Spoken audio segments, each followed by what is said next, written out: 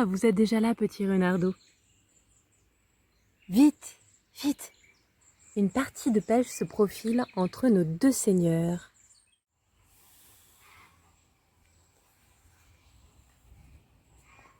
La pêche à la queue. Renard sortit de chez lui par une ouverture qu'il avait faite derrière la porte, et il se rendit aussitôt auprès d'Isengrin, qui gémissait lamentablement d'avoir été rasé de si près. Il ne lui restait plus ni peau, ni poils. Sans plus tarder, ni s'attarder, tous deux sont partis, Renard précédant Isengrin jusqu'à ce qu'ils arrivent près d'un étang. C'était un peu avant Noël, à l'époque où l'on sale les jambons. Le ciel était clair et étoilé. L'étang où Isengrin devait pêcher était si gelé qu'on aurait pu y danser la farandole. Il n'y avait qu'un trou que les paysans avaient fait pour y mener chaque soir leur bétail, se changer les idées et boire. Ils y avaient laissé un seau. Renard courut jusque-là, ventre à terre, et se retourna vers son compère. « Seigneur, dit-il, approchez-vous.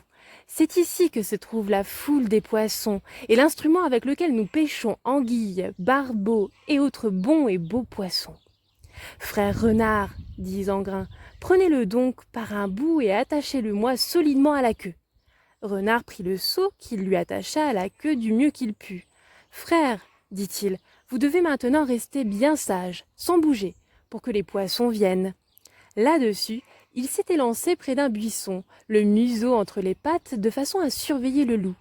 Voici Isengrin sur la glace et le seau dans l'eau qui commença à geler, à emprisonner le seau fixé à la queue. La queue fut scellée à la glace. Isengrin, dans l'espoir de se soulever et de tirer le seau vers lui, s'y est essayé à plusieurs reprises. Désemparé, inquiet, il se décida à appeler Renard, d'autant qu'il ne pouvait plus échapper au regard. L'aube blanchissait déjà l'horizon. Renard releva la tête, regarda autour de lui. « Frère, dit-il, laissez donc votre ouvrage. Partons, mon très cher ami, nous avons pris beaucoup de poissons. » Et Isengrin lui cria « Renard, il y en a trop, j'en ai pris plus que je ne saurais le dire. » Renard se mit à rire et lui dit carrément « On perd tout à vouloir tout gagner. » La nuit s'achevait, l'aube parut. Les sentiers étaient blancs de neige.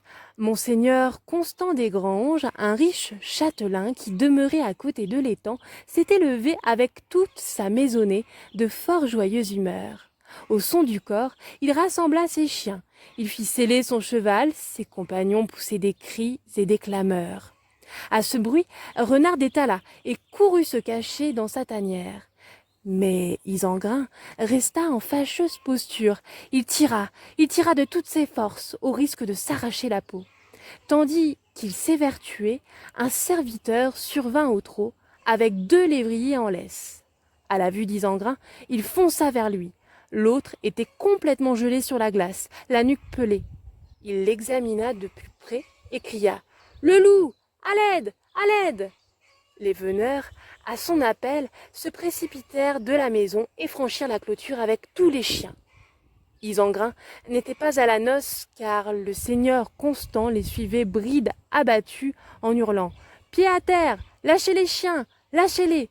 Les valets détachèrent les chiens qui sautèrent sur le loup. Isengrin se hérissa de tous ses poils. Le chasseur excitait les chiens à grands cris. Isengrin se défendit vaillamment, jouant des crocs et des dents. Que pouvait-il faire d'autre? Il aurait 1000 fois mieux préféré la paix.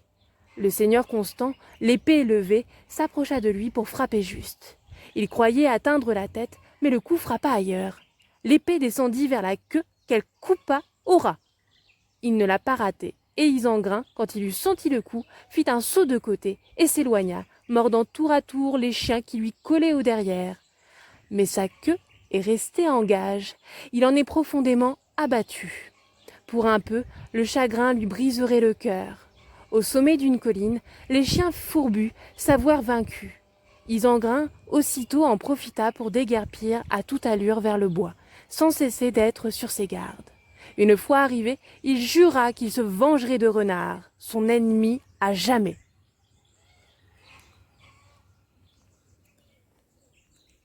Méfie-toi, Renard, car Isengrin n'a pas dit son dernier mot.